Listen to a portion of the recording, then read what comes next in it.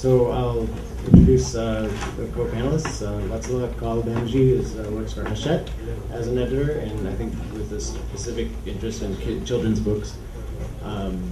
Tanushree Hazarika is a magazine publisher from Guwahati, and publishes a couple of magazines, I guess, around the northeastern states, and including Sikkim. Vinupta Malia is an independent publishing consultant now, but has worked with Mappin for a long time. And our token author, Annie Zaidi, is the author of a couple of works of nonfiction, or slightly fictionalized nonfiction, including a book called Known Turf and The Bad Indian Boy's Guide to the Good Bad Indian. Boy's Guide to the Good Indian. All right. So we're talking about getting rookies on board. Annie's not a rookie; she's got a few books that she's published, but I guess we can talk about from these various people coming from various areas of publishing, how we get columnists to work for magazines, how we get children's authors, how we get illustrators on board.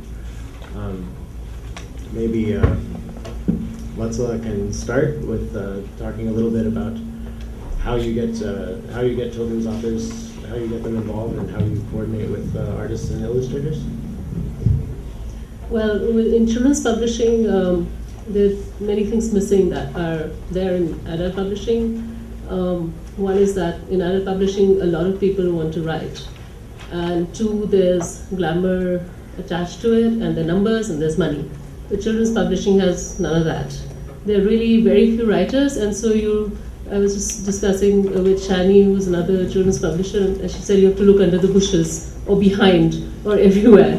And so the authors come in 2-3 different ways, because we are a reputed publisher, so we have a submissions email on our website, and people write in.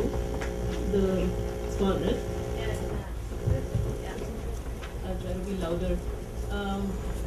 So while our adult publishing division is inundated with unsolicited manuscripts, and they don't really want to get it through the submissions, and a lot of adult manuscripts are agented. Agenting has not come in so much into the children's publishing field. So our submissions are open, and we get a lot of manuscripts. So there's some, out of, I would say, 100, maybe 2 are worth considering.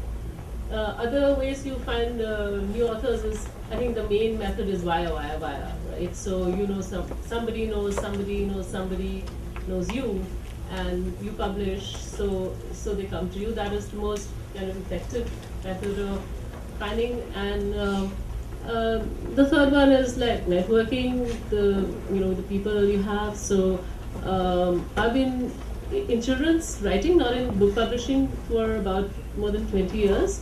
So I still work, so I worked in a magazine called Target when I was really young. And I was the first crop of writers who wrote for Indian children was kind of grown there. And I still work with them. And they're still at the vanguard of children's publishing, so that's like a slightly weird thing. And then you're looking for new writers, so you try to network with your younger friends and their friends and their friends to see what's happening, and then you read all the time. You can find books in all kinds of places. There are not that many blogs with children's writing as there are with adult writing, but magazine articles, sometimes even an email from somebody can trigger off something, sometimes even forwards people send having written something. So actually you have to keep your eyes open for, I think, illustrators. I don't know, you keep looking. I often just search for illustrators on the net and try to see people who have new styles, and often illustrators write in, and again the via system, where you where people write into you. So those are basically the ways you find authors, and sometimes it works out and sometimes it doesn't, and one example I'll give you from my list of books is somebody I used to work with in 1993 or 4, and she was working on a magazine, And I came to book publishing quite recently in that sense. I came to book publishing in 2005. Before that, I was in children's writing in magazines. And I had this idea for a series. I had a vague idea in my head, and I was looking for a writer. And I thought of this girl because from what I remembered of her, though we had lost touch for a number of years, from what I remembered of her, I thought she would be the one to do it, And so I called her up again. She's in Bangalore, a girl called Rupa Pai. And we are on the last book of an 8-book series. And, that's worked out superbly because in children's publishing, this must be one of the rare cases where somebody's actually completed a series of books, because you usually kind of, you run out of steam, or the book doesn't take off in trade, and you never finish a series. So maybe you can also just talk a bit about pairing the author and the illustrator. Is that something that always comes from you as an editor, or do you let usually pairs of people come to you? Yes, it does. Actually, no, sometimes authors will have their own illustrators. Sometimes authors illustrate, which usually doesn't work. But you're always stuck with authors say, I can draw this really well, and you're like, your writing is fine, but the illustrations, maybe we should try a different style or something. But yes, usually we suggest, because we know more illustrators than the author does, so we give them we try out a couple of samples, and then we show it to the author, and we say, does this work for you, in the sense, is this what you're writing? Is this the way you're imagining something? So with this series with Rupa, actually, it's called Taranauts, and it's set in a different universe, and everything is different. So even if the kids in the book are having a drink, and it's called a flip float, it has to look different, the glass has to be different, the straw has to be a different shape, and if there's a fish, it's a different kind of fish. Everything is, even a pillow, is different looking, So the illustrator has to have the same imagination that the author had, and that's quite, that can be quite difficult in a very imaginative book. So we usually show a few samples from different illustrators, and sometimes you have that instant, love, or that kind of instant connect, and that happens. But sometimes you really struggle with matching an illustrator and author. For usually 8+ books, there are a few books we do with illustrations, and all the books are not illustrated. So, and I don't do picture books a lot, because I think I have failed miserably in trying to get picture books done and out at a price where I can compete with remainders from foreign publishers, and so I don't do picture books a lot, but I love to do 8+ books, and so the young adult books are hardly illustrated, but with the covers, yes, you have to work with illustrators there.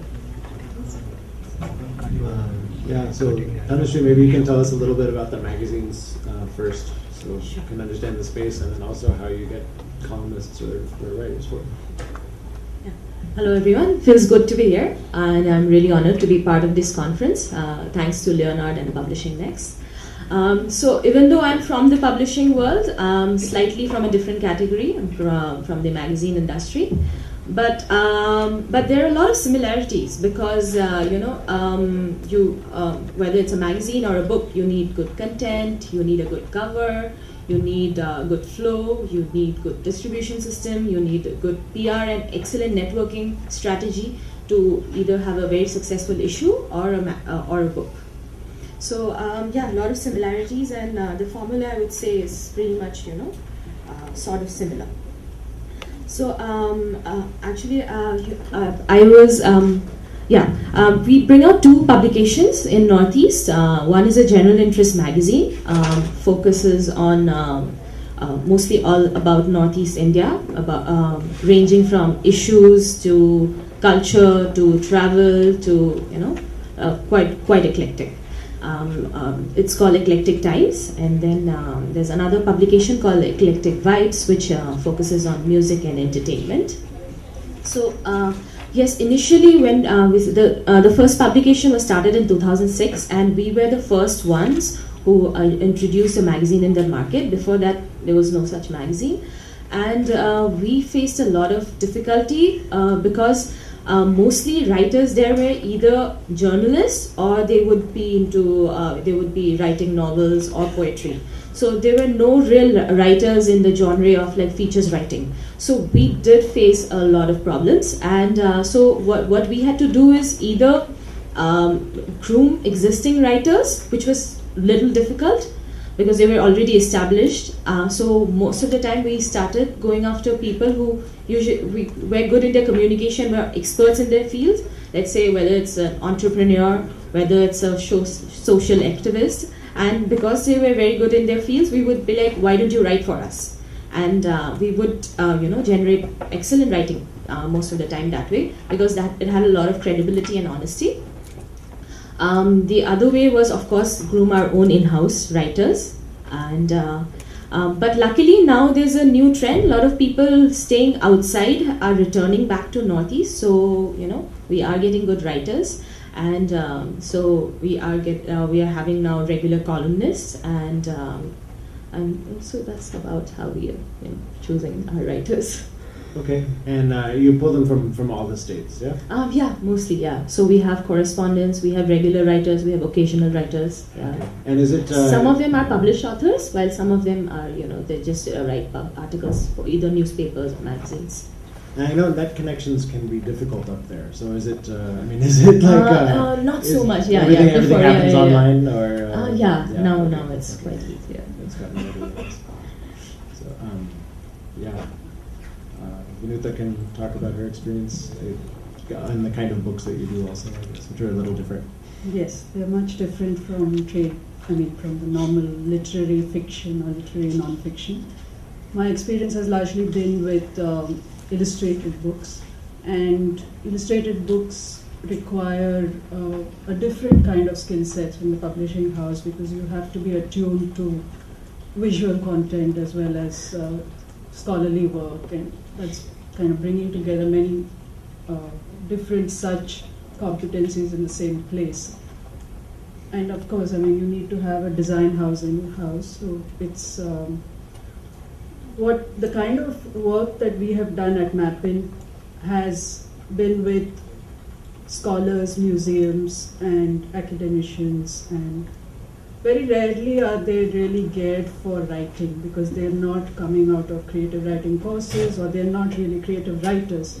They're subject specialists, and so you need to handhold them through a process of visualizing the book, of understanding how information has to be presented in different ways. And so that has been a large part of the kind of work that I've done, managing the authors to understand how content has to be rewritten or represented. One of the good experiences I've had is also with scholars who are not really very proficient in English, and they are authors who have tremendous understanding of their subject matter but cannot really write in English. And it's great fun, because you really have to step into another shoe there and try and bring out what they want to say into English. So you really need to understand the idiom from which they're coming and the language which they're thinking in, and then presenting that content. So for me, that's also a kind of rookie, because you're not really working with traditional writers. You're working with people who don't really write otherwise.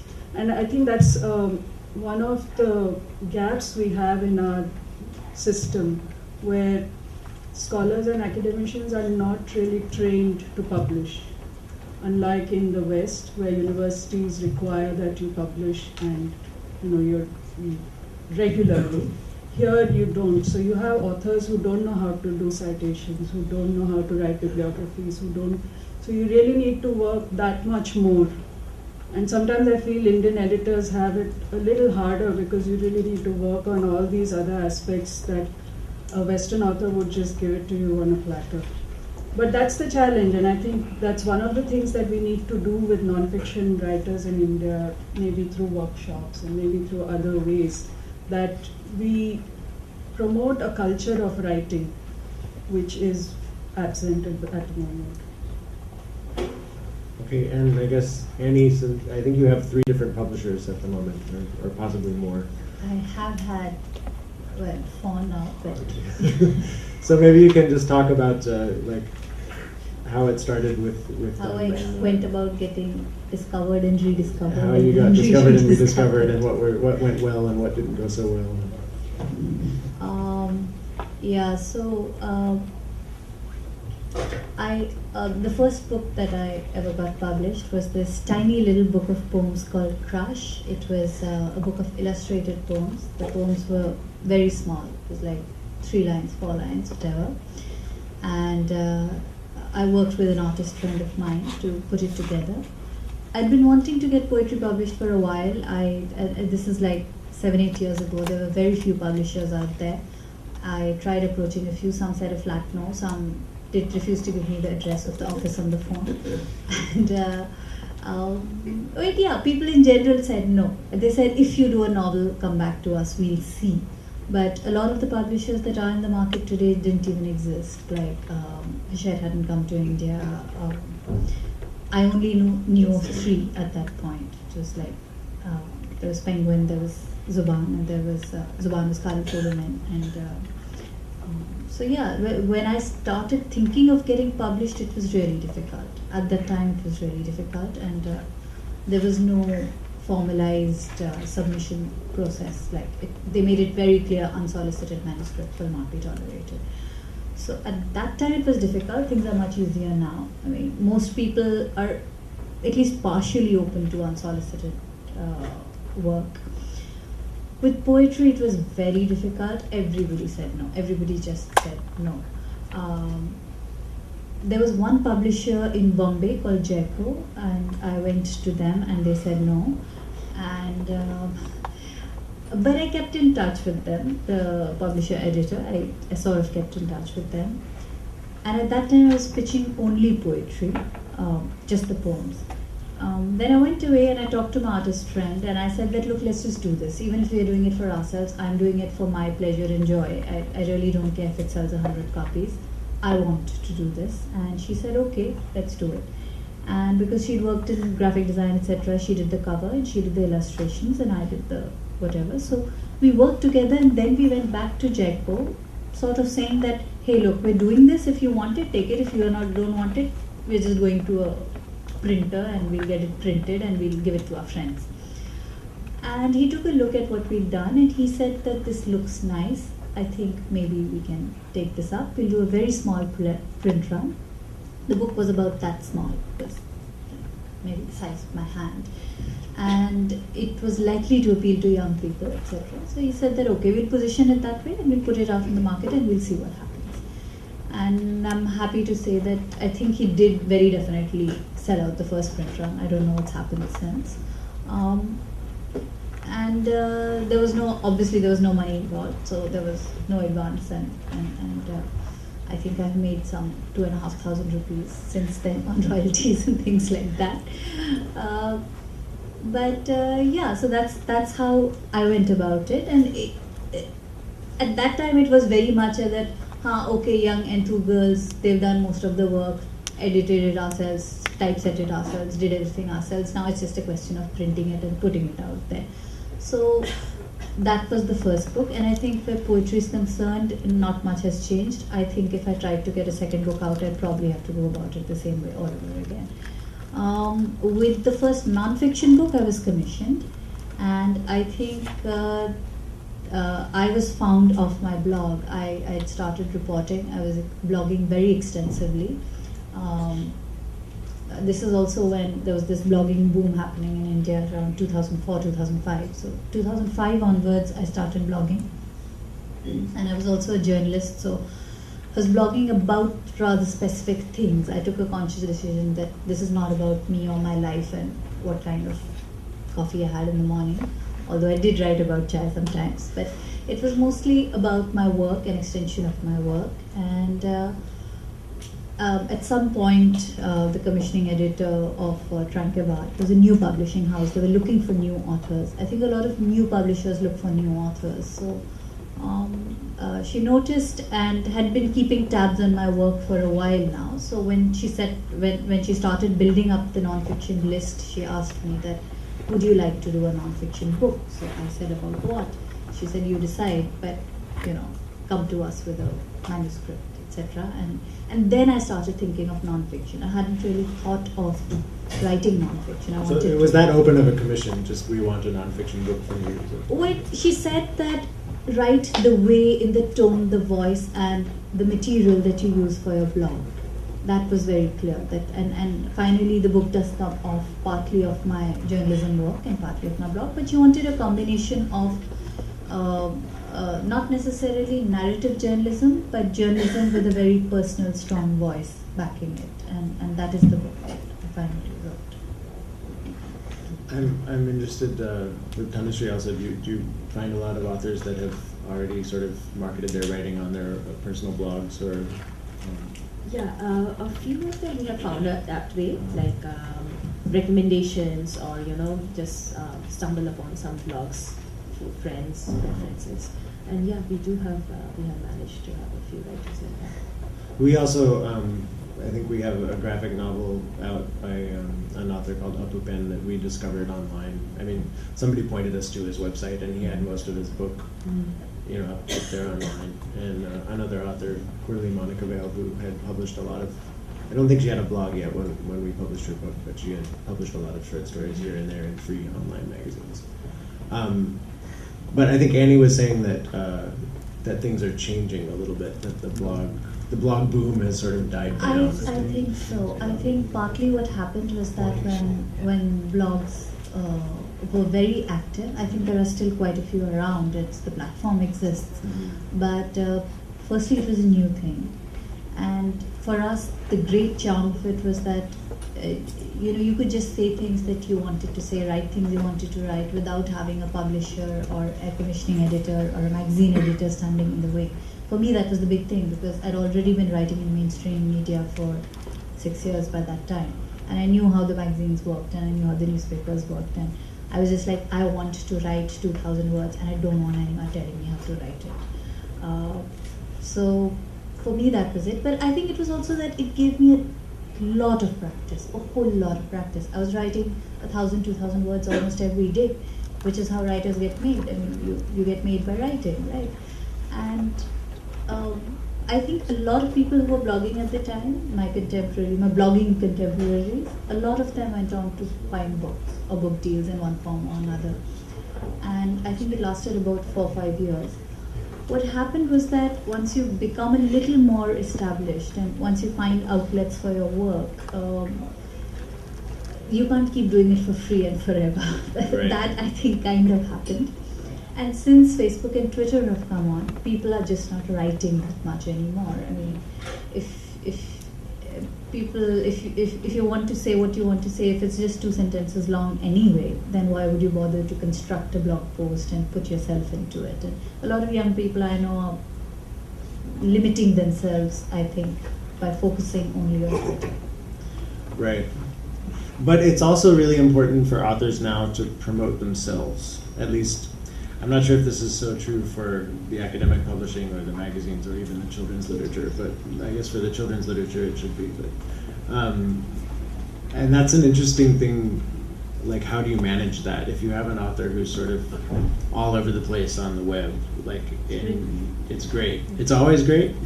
Are there people who are sometimes like too all over the place? No, I think it's when you're looking at an author, you do look at how you can build up the author, and it really helps if the author already has a constituency because in children's publishing there are hardly any reviews, there are no launches, so nobody's talking about you. You have to. Children's books are like secret documents. You have to look for them in shops and especially in the media. So if you have an author who is active on the web, and like a couple of my authors have set up their own websites and they're fantastic. They've done a fantastic job with it, and that really takes a weight off me because we have to really work harder in a way on children's books than you do on the adult books.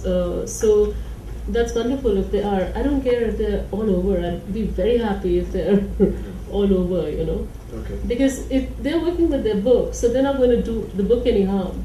So it works for me as a publisher. Yeah, definitely. Online works as a great support system because let's say, especially for the other magazine that I have, it's very youth centric.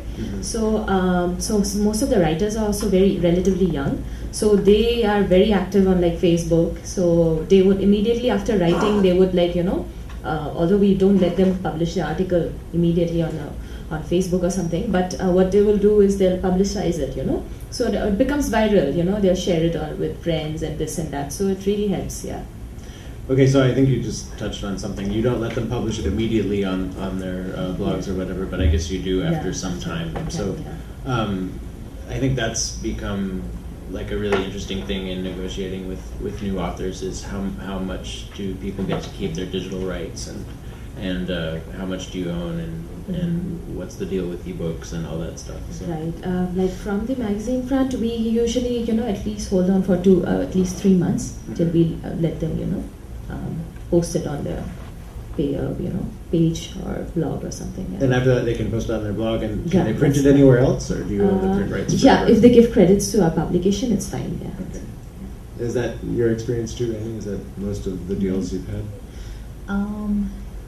Yeah, I used to post extracts on the web all the time, and unless I know that a magazine now magazines have international magazines particularly, sometimes they make you sign contracts even for an article. If it's a 2,000 word article, they'll make you sign a contract saying they own the copyright, etc. But most Indian publishing houses and magazines don't do that. But if I'm not contractually bound, I put it up anyway, unless somebody tells me not to. And how does it work with your stuff? Yeah, No, I mean ours is very different because we don't really discover people as such. Manuscripts have to be ready when they come to us. But I'm curious because we are discussing this. One of the things that I was curious about is that in English it's so much easier because you can put work up online and be discovered. But in many of the languages, it's still a challenge to set up a blog and to have search, to be able to search in the language. And many people are not familiar with it, even though now it's possible because of Unicode and everything. But so you're not really, I don't think Indian language authors are getting discovered that way. And I'm sure there are other platforms through which they are coming into the industry. And I'd be curious to know if anybody here wanted to give a perspective on, because I see that there are publishers of languages and writers sitting here. If Murli can probably tell us, Murli, about how, in Tamil, how would you find your authors? My publication efforts are mostly translations. Right. Translations from English to Tamil. From English to Tamil. Okay. So it was very easy for me. My problem is finding translator. Just on the subject of Tamil, yeah, we also had worked with we've done translations the other way from Tamil to English. We had an author, Chaudhary Nivedita, who has a very popular Tamil blog, which he was promoting himself a lot with. So I'm not sure if that's so true. I think like Tamil and Malayalam, the blogosphere is actually pretty happening. Yeah, it's much more.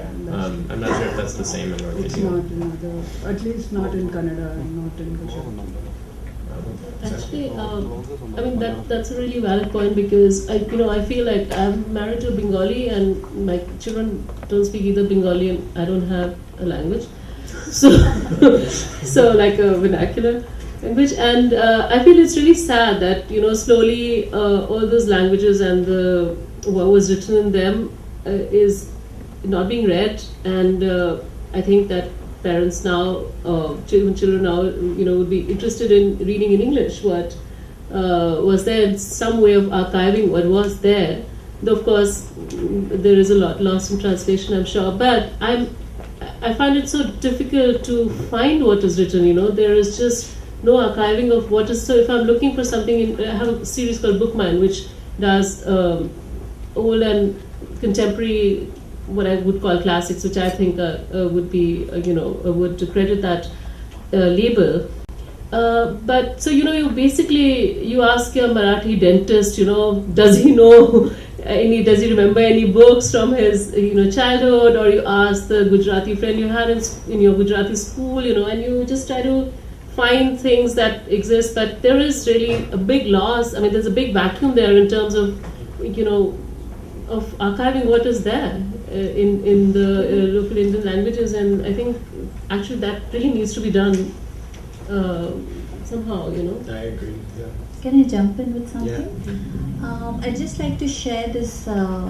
I also kind of helped to put together, and I didn't really found it, but I do help to moderate this group called Caferati. It's really just this group.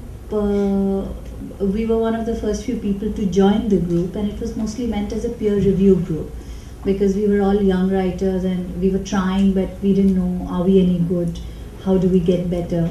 And India doesn't have any creative writing classes as such or mentors. So we formed this little group, and then we started growing, and a lot of that growth was online. So now there are city chapters and people meet and we host open mics and things like that. One thing that we started doing about 4 or 5 years back was running an online writing contests. Some of them were pegged onto the Kala Ghoda Arts Festival in Bombay. So we would invite entries for really, really short fiction, like flash fiction, for SMS poetry, and one performing poetry competition. And I found a lot of talent come out of there. There was one guy who won the flash fiction contest 3 years running. He ran a prize, and I got quite sick of him because he won everything.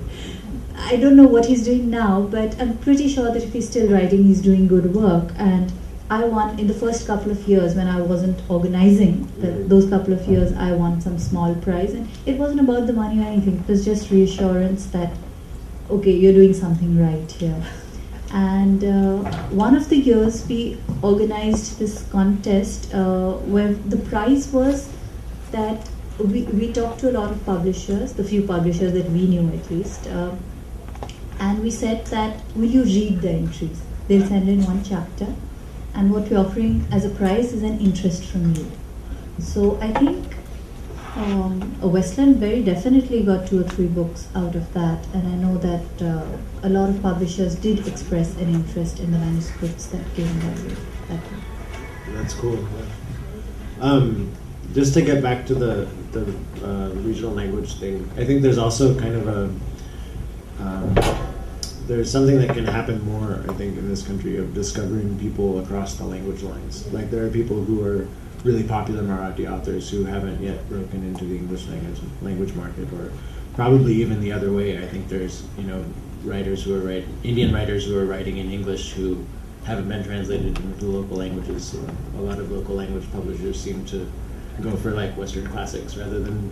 I think it's starting to happen a little bit where Indian English authors are being translated into Tamil and stuff. But I was just wondering if anyone has any experience with that, especially in the Northeast. Do you work with translation in your magazines, or does everything happen in English? Yeah, actually mostly in English, but a couple of times we have had we used to carry a poetry page, so we used to have translated poems. Yeah. Like, would you carry it bilingual thing? No, we wouldn't. We would only carry the English version. So is there any effort to kind of try to find like Kasi writers or people who are writing in any of the languages up there? Is it difficult? Sorry? Is there any effort, or what are the challenges if it's not? There are a lot of writers, but not too many of them are translated. So, like in Assam, there are plenty of writers who write in like Assamese. Yeah. Right. I find that Malayalam, Marathi, those are the languages that I know what's gonna happening. But there are so many others that in Hindi, because I speak Hindi, so I know what may be happening in that. But there are so many that there must be wonderful stuff. And Bangla, of course, that I'm not even mentioning because every list has at least 10 translated books from Bengali.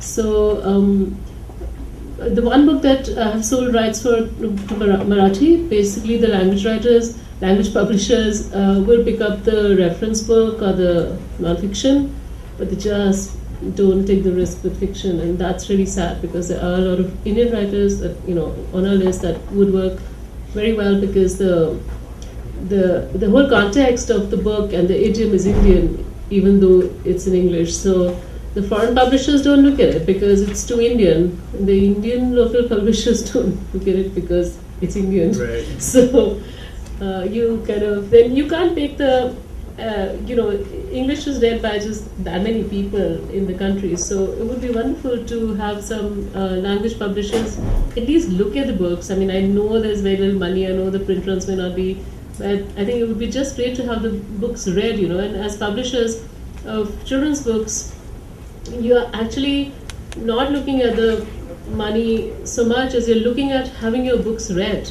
Because I came from journalism and I was horrified. I'll just take 2 minutes to tell you this. I was horrified because I was running a magazine for teenagers and it was 100 rupees and we did maybe 80,000 copies. The shelf life of the magazine was, with a teenager, like how long can the shelf life be? Maybe 2 hours, 10 days. And I came to publishing and I realized that print runs were on an average 2,000. And the book cost just about like 150 rupees or something, and the shelf life was for life. And yet, we are able to sell only 2,000 copies of most books. It's pathetic. It's something that we really all have to work at because, it's not going to happen this way. Now, there are certain books that are okay, 40,000, 80,000, 100,000, whatever, but the majority of the books on any list sell 2,000 to 5,000, and in a country of these many people, I was just shocked for 2 weeks, with this. Yeah.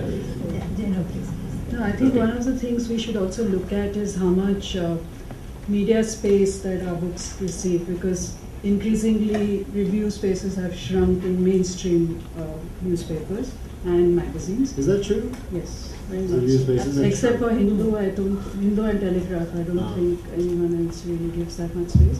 But also the kind of books that book editors of these publications pick for reviews or they're almost always English, they're almost always the big six. Definitely. So there's a kind of a gap there that we need to fill, that you need to interest book editors or publication editors who handle books and review columns to look at other language books, and not just because they're not in English, but Right. that's a market. For sure. So one of the reasons that, Yeah. the review, because I've worked in magazines and big publishing houses that do 10 magazines, book reviewing itself, I mean, there are very few magazines that give books to review to a credible reviewer. Usually the intern reviews books and chooses, I mean, the rookie guy on the thing, okay, and especially children's books, because you've been a child recently, doesn't necessarily mean that you're the best person to review this book, so that's reviewing a is very also valid point, Reviewing is also something that's, I think, pretty successfully been opened out to the general public. I mean, Goodreads and all these websites that have, or just people reviewing books on their blog has become so common. And I think a lot of people actually, respond to that and buy books based on their friend or somebody's blog that they read and enjoy, like this book, so they go buy it. I feel like there's a lot more review space than there used to be. Maybe it's not all from traditional publishing, but yeah. I mean, I definitely feel like I wasn't in publishing before, but I hear a lot more about books now than I ever did. So I don't know. Sorry, Annie. No, I was just to add on to the media thing. I think one of the big things that has happened, and I'm just saying this as a writer right now, one of the big problems is that the link between media, mainstream media, and books has kind of snapped. Not just in terms of reviews, but like earlier the novels were serialized, or you'd write short stories for the press, and then they would find their way into books. So you were making a living from the magazines. You never made your living off from the book sales as writers. Now that doesn't happen anymore. Nobody wants to publish the short stories and poetry. Nobody should even talk about that. But if we're talking even stories, if we're talking novels, if we're talking any new genre you want to experiment in, where would you send it? You can't experiment in a book. I mean, the publisher has to take a huge risk for them to be able to do that. That might be something which is different in regional language publishing, I think. Because I think there are still novels being serialized in Tamil and in Malayalam. I think that's really common. Even in Hindi magazines Yeah, like yeah. Sarita and all, they Uh-huh. carry short stories. In English magazines, there's this new thing that nothing has to be over 500 words. Our readers will collapse and have a cardiac arrest if they read 1500 words. So, I mean, it's painful, and you still submit. I still try and submit that, okay, can I write something really small? But it's not sustainable. How many people can write exactly between 600 and 700 words to suit your... That's not how fiction works. So maybe we've ranged a little bit from the topic. I was thinking maybe we can talk a little bit, maybe you can just do that thing where we just each tell a story of a success in getting a new author on board, and what were the tricky things about negotiating rights or getting the person to, yeah. I actually spoke about my little success story with Tarnauts, but Right. just like to tell you the range of new kind of authors. So I have a lawyer who is painful with the contracts, because every time I send him the contract, he has 10 other clauses which are international or American or whatever. I have a former bank manager who's retold the Amar Ayar story from the Talisman Hoshruba, and if I don't write him a mail every 2 days, he starts to miss me. Because he's kind of like a senior citizen, and basically the expectations of authors. Obviously, when you write something, I really respect that, because I used to write myself, and I know what it takes to put a book together. So sometimes when I hear authors having confrontations with publisher, to me, I don't know where it's coming from, because one always, I feel bad about it, because a publisher always tries to be on the side of the author, because you are the team. It's not like you against me, but we're in it together. And in any kind of collaboration, there will be differences of opinion. And but with rights, it depends from author to author. Obviously a publisher will want mostly all the rights so that he can go forward in a sort of cohesive way with the book in digital and ebook. Ebooks are mandatory on our contract now, because we're investing the money, we are doing the promotion. So it's not okay for somebody else to run with the ebook, right? If you've done the print book, so that we are pretty. But there are other rights, of course, and sometimes we have these funny ones. Like recently we were signing a contract for a book, a fiction book for children, and she said, everything else is okay, but I want to keep the documentary rights. I'm like, what are you going to do with the documentary rights? Is somebody going to make a documentary on this book? Because it's a story, it's not, So sometimes you have these misunderstandings because the author doesn't understand the legalese. And so you try to explain it to them, like clause by clause and subclause by subclause. But mostly in children's books, like the expectations are lower because people know that the stakes are lower, that they're happy to be published. They're not looking for the big cocktail launch because you wouldn't serve alcohol. So we can get out of that one quite easily. But you do try to promote, but then you have to be cleverer than the adult publishers because they can do the cocktail launch and get away with that. But you have to be cleverer because you have to find ways to have your book seen and to have your to have your promotions in such a way that you don't spend too much money, but you reach the widest number of people. And we've done a few innovative things in that field. And there are rare occasions like Bookaroo where you can actually just that's the place where you spend whatever little money you have and have as many children as possible into your sessions and stuff. So that's how it goes. I hope it's going to get better because I was telling my boss the other day, like it's like 20 years in this, and there seems to be no that kind of breakthrough book. You obviously need that for the business. It is a business, and you need that for yourself because you've been working. You need it for the authors most of all because they're the ones who are doing the writing. So I hope something will happen soon. I have an interesting story where non-writer became a writer. So, there's this TV anchor and producer. She brought out a series of on women, a show, TV show, was on successful women in Assam. And the series was quite popular, the TV show. So, and then I was just chatting with her one day, and then I was like, I think you should try your hand in writing. And then she was like, I'm really good at talking. I can yap away a lot, but I don't know if when it comes to writing, if I can do it. I was like, you should. And she was like, why don't I start with your magazine? And then she converted 3 of her episodes into an article, and then it was well appreciated. And then I was like, you should document your entire series. And then she was really keen on it, and she basically converted the whole TV show into a book, and it was on 30 successful women from Assam. And it was really, it came out really, it was almost like a coffee table book. And she maintained a very different style, because it was partly a script, then partly she added her feelings and conclusion and her learning points from each episode, and it came out beautiful. And the thing is, it was almost like a collector's item, So these kind of things, unique. It has a very niche subject and becomes automatically popular. Yeah. Sounds cool. Did you publish the book? No, I did not. Yeah, she self-published it. Yeah. Well, I don't have similar experiences, because most of the illustrated books that we've done are multiple rights holders, and that's a challenge in itself. So if you want to do anything else with the book, then you really have to chase that 20 people to get rights to do an e-book or anything else with it.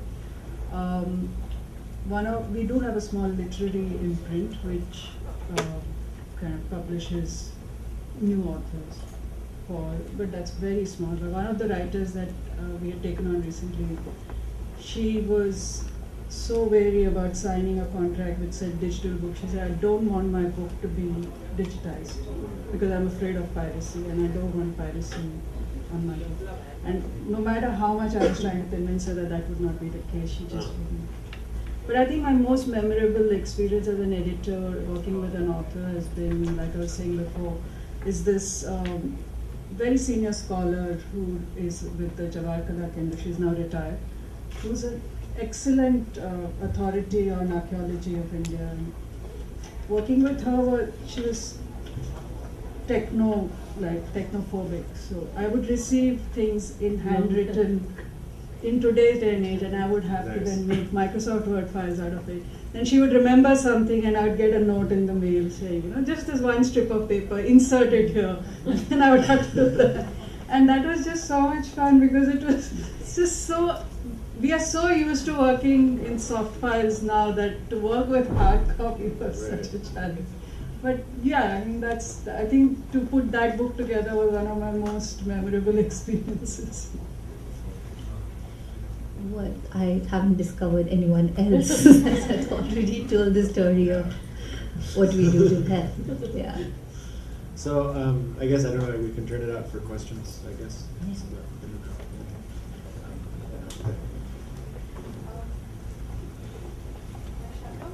Yeah.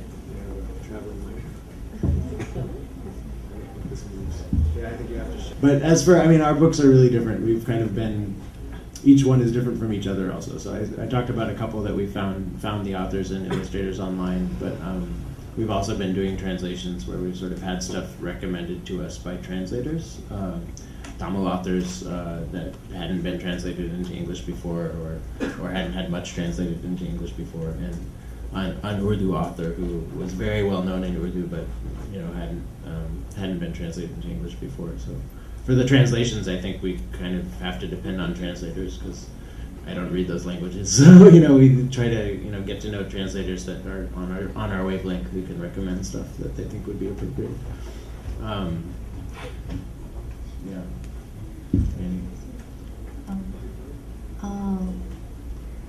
But I wasn't really thinking very much of style. It was, I think, with Known Turf, it was that because it was non-fiction, I had the choice of either picking any one or two things and researching further, but that would have meant a lot more money, because non-fiction, one of the big problems is that unless you have a fat advance, you can't really research your subject properly. So I had to work with the research that I had, and so I decided to do a collection of essays. And so I took all the research that I had and then divided it up into, okay, which are the what part of it would make for a sort of cogent argument or a piece or whatever.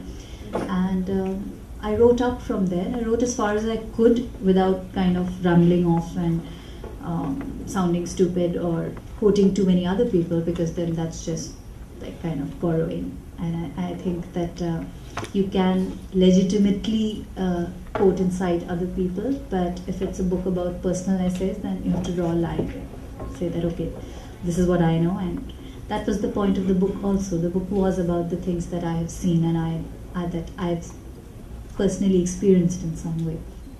So I think with Non-Turf it was kind of more natural, in the sense that I just went as far as I thought I could and left it at that. But it was very definitely a collection of essays. The only style difference there was that I was kind of using interludes sort of between each essay to peg each essay and move into the next one. And I used the same thing with the next one. The next one is co-authored. So we were two writers, and it's really difficult to write fiction together. So how would we do it? So she wrote a bit and I wrote a bit, and she wrote a bit and I wrote a bit, and I was like, okay, now what do we do with this? So we said, okay, let's kind of mix this up. We'll mix non-fiction with fiction. The things that we both have to say, we'll say is non-fiction. And the stories that we have to tell, you tell your story, I'll tell your story. And we'll tie it all up together by using the same cast of characters. So instead of having 60 different characters, we'll have only 20, and we'll weave the stories between their lives. So it was a bit of an experiment, but it seemed to be working, so did that. There's another question there. Yeah. Well, first of all, I represent an organization of authors and illustrators for children, and we would like to know from publishers, because we have a whole lot of authors who are looking out for publishers. So if publishers have a kind of program which they let authors know that these are the kinds of books that we are going to take out this year, then it becomes easier for authors, because otherwise, instead of just kind of writing and aiming in the dark and then not getting taken by any publisher, it would be nice if some kind of program is told to the authors. Since we are an authors' banks, we would like to know from publishers how they look for an author. Well, Because I think the authors are there looking for publishers. yeah, but we've very easily found, and I think a lot of good stuff comes out of aiming in the dark, in many aspects of life. So I don't think that, with non-fiction you can we do have some sort of idea of what we're going to do. With reference, yes, but and reference sells or non-fiction sells, but I think most editors come into publishing because they love fiction and they want, and most lists are known by the fiction, by how well or how good your fiction is. So with fiction, once in a while, I would program maybe 1 out of 50 books or something. But generally, for fiction, I want it to come from the dark. And publishers, I think in India, are so approachable. I don't know why people say it's a problem. Our emails are up there, and at least in my company, we have to reply within 8 hours to whatever mail comes in, and we do. And of course, we take 6 weeks to get back to the author, but we do get back with either a rejection and or an acceptance. And I don't see where why people say it's a problem, because abroad you can't get to a publisher without an agent, and you can't get to an agent without a huge problem. We don't have it there yet. It may soon come, the agenting for children's books as well, but even for adults, I see that in my, we do take books from agents and stuff, but I see so many people just writing in, and we do reply, and whether we accept it or not is, of course, depends on the quality of the work. So please tell all the authors on your list to write to us. And happy to know that you just accept collections. We take out we get authors, ask them, give them a theme or something, and then have competitions, and the stories that we get, we try to find publishers for them. So they're usually collections of stories. Short stories. Short Short stories. well, that depends, because we do anthologies, but everything. All the books are not. Maybe doing 2 anthologies out of 15 or something. So, and it depends on whether your theme and my theme Yes, are. that's why I was saying that maybe we Coinciding. could have some kind of cooperation or collaboration, so that we know that this is what the publisher would welcome if we have a collection, that is. Sure, we can. Please, you have my card. Okay. Sure. I'm Indira Bagchi. I also belong to the same association.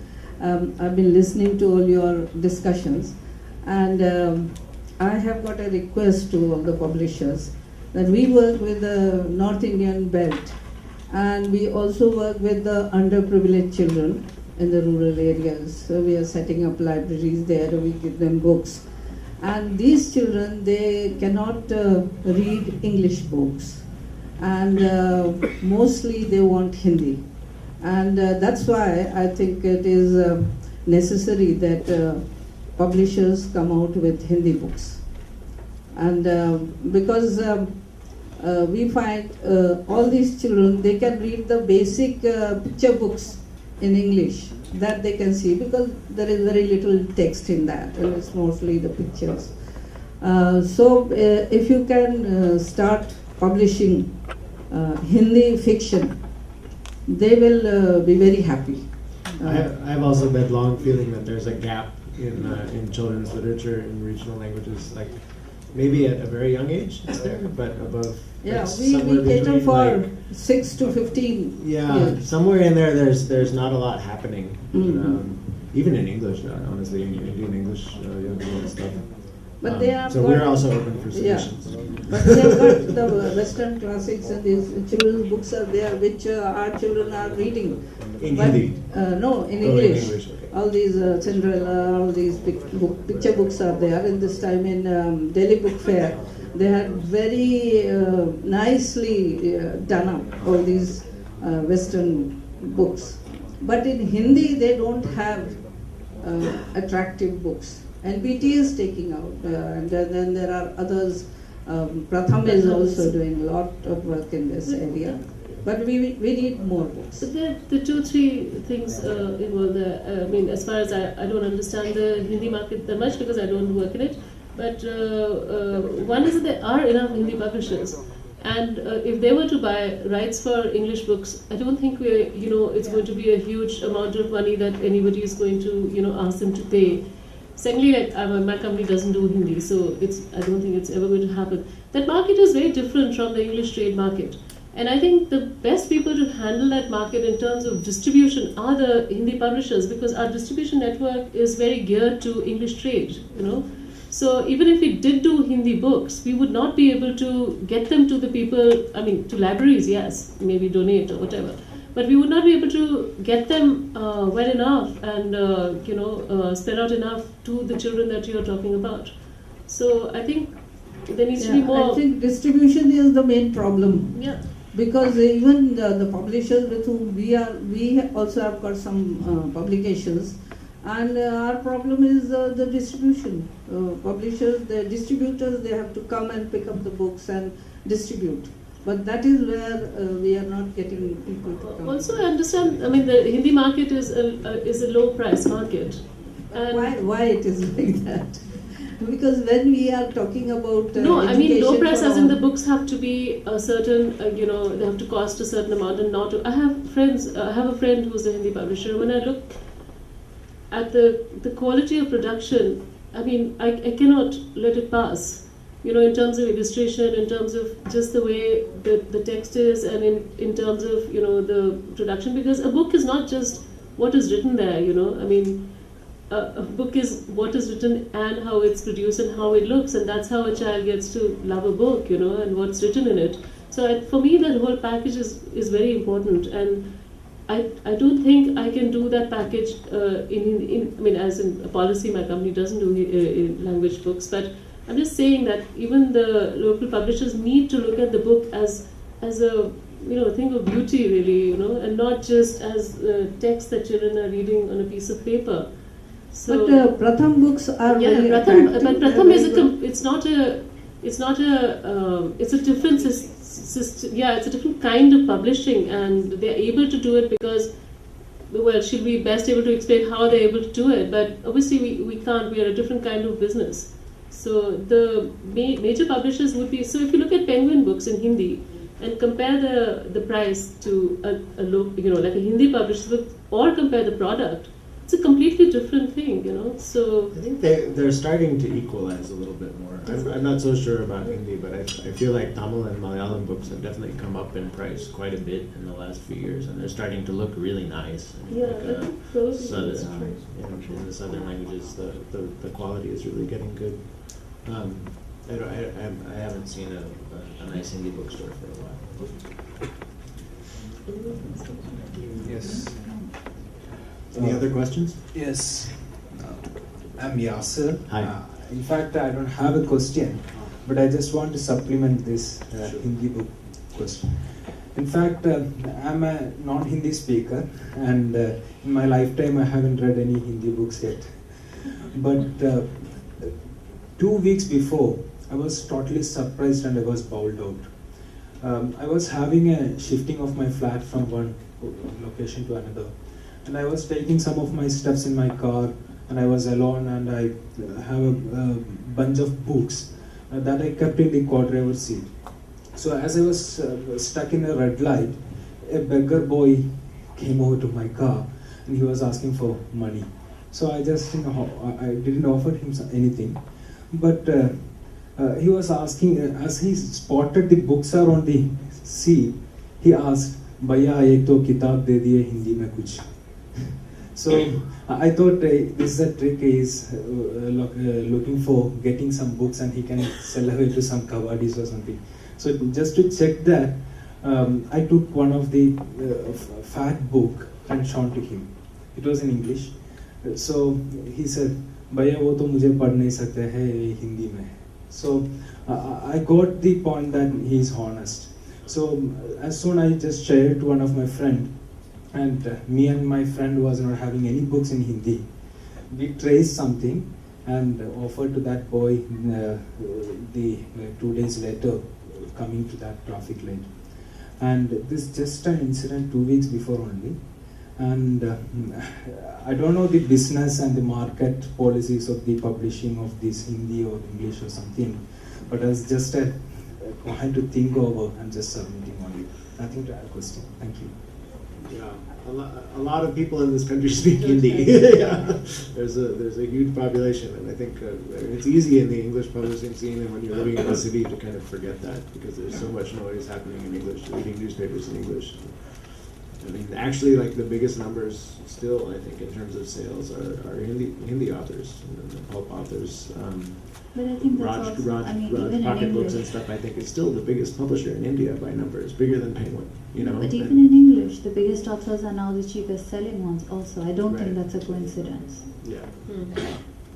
But Malayalam would be the biggest, right? Malayalam population reading.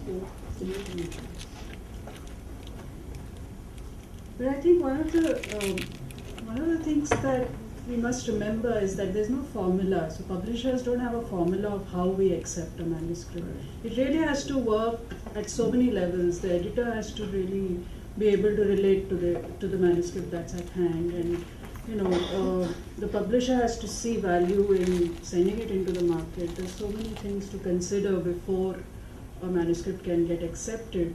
And increasingly I find that people who send me manuscripts assume that because they've written it, it should be published. There seems to be no stage where they actually see whether, would you like to publish this, or is this publishable, can it be worked on? there's no such concept anymore. This has Many become of the very new common. writers, I'm saying. There are of course a lot of good writers who know how hard it is and who come up through working on their writing. But I mean, every publisher in this room will tell you how we are inundated by manuscripts every day, which you wouldn't read past the first paragraph. But of course, those people can publish their own books now. It's very Yeah. easy to do print on demand, and it's Yeah. very easy to make your own ebook and sell on the Kindle. And there are people who have made millions that way also. But I mean, most of my best authors would write really well, but you still edit their work, and that collaboration that you have between an Right. author and editor, whether it's within a publishing industry framework or you just ask your friend to help you with the editing. But I think it's essential to the process of writing. Yeah, I mean, so like in the U.S., there have been a few cases where there's this author named Amanda Hocking. I don't know how many people are familiar with her, but who wrote some sort of supernatural romances about trolls and humans, and they're fun little books. And she published them herself on the Kindle and sold, I think, an insane number of copies, millions, and made quite a bit of money. And later on got picked up by a traditional publisher, and now they're coming out in print, and she's doing film deals and everything. But she was completely self-published. I don't think this has happened in India yet, but I have a feeling that it will soon, and I think that's going to spin a lot of people's heads when it does. It has, like I said, we were talking about this, that it has happened to the extent that publishers are now picking up successful self-published writers. Right. And it has happened. That was going to be my question too, actually. Pick up from what Tanushi said earlier. Her example was a television documentary that got translated into a book. I mean, would the next, perhaps, successful children's author come out of a successful TV serial? Or scripts for Books can children? convert into movies. Why not? They Yeah. have some Chota Bheem? Chota Bheem, and there have been Sesame Street. there have been cases of, well, mostly the franchise characters where the series or a character, they have been like that. But as for success in children's books, inshallah. Ms. Banerjee, do you sort of only accept manuscripts, or do you also go out and give to people whom you know, basically a subject matter or a script, a rough script, and say, can you please? You do that kind of thing also, or do you just receive manuscripts and? Both actually. For fiction, I think up to now in 3 years, I have programmed. I mean, you of course have ideas about books and you discuss them with authors, but no, I don't give a script. I mean, like a brief, rewrite a book. Only for non-fiction, maybe, like a history book or something like that. But for fiction, it's difficult, to have I think it's okay for short pieces, but I think the author has to make the book their own. So it would be difficult for me to program the creative process so much, because then I don't know whose book it is, So, and I don't know if the ownership of the book will be I don't mean even in legal terms, but in terms of just owning the finished book, whether it's the author's or no, I wouldn't do that. But I do, yes. You have ideas, and then you say, okay, I will make a great novel, and then you talk to people about it, and you may sometimes lose that idea to some other publisher because the people you've talked to may take it to somebody else. But. And so, on the same point, how heavily do you people edit? Should I say this in public? No, because as publishers, we have seen that a lot of the content that we receive from authors is impossible to publish. Let's say that, I think we had this discussion in office a lot of times. It's just that English is not our first language. And so, for most people, and so you have to work a lot on the books.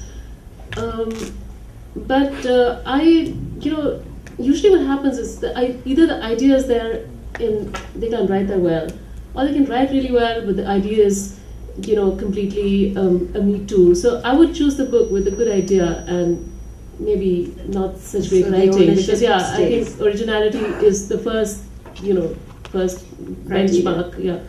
And then you work on the Language. but I know that's my work. That's what I enjoy doing. So for me, it's not such a burden to help an author make her or his work better and speak more, better to the reader.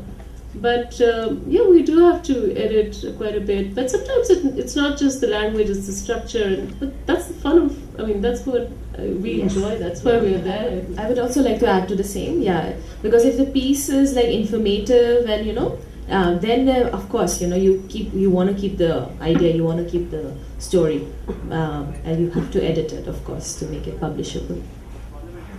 I mean, I guess in my experience, it's very, very widely.